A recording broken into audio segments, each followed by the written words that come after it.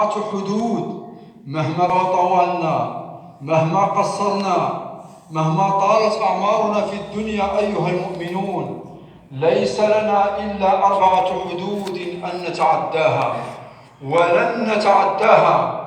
هي حدودنا في الدنيا، وغدا سنتعداها ونصل إلى الموت. أما الحد الأول فهو إلى الموت. الموت أيها الأحباب الذي لم يترك صاحبا ولا حبيبا، الذي لا يفرق بين صغير ولا كبير، الذي أخرج الملوك من القصور إلى القبور، الذي لم يترك صاحبا ولا حبيبا، الموت الذي لا يفرق بين ذكر ولا أنثى، الموت الذي أخرج الناس من غيهم ومعاصيهم وذنوبهم وطاعتهم وأسكنهم القبور بلا استئذان، الموت الذي إذا ما حل ضيفا حل عليك إما أن يكون ضيفا خفيفا وإما أن يحل عليك ضيفا ثقيلا والعياذ بالله.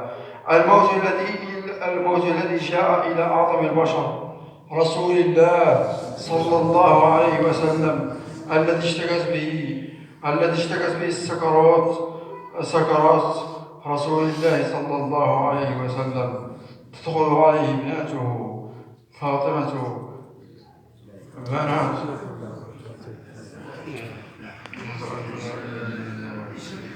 أشهد أن لا إله إلا الله، أشهد أن لا إله إلا الله، أشهد أن لا إله إلا الله، أشهد أن لا إله إلا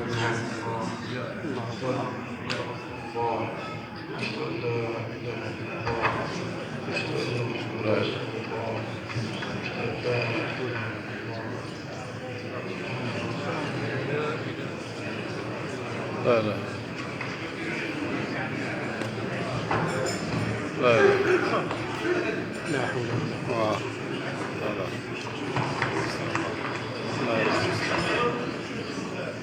لا لا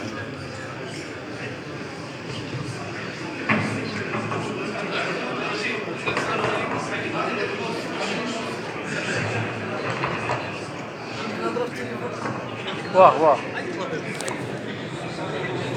قصيت فيه الموت، باين فيه الموت.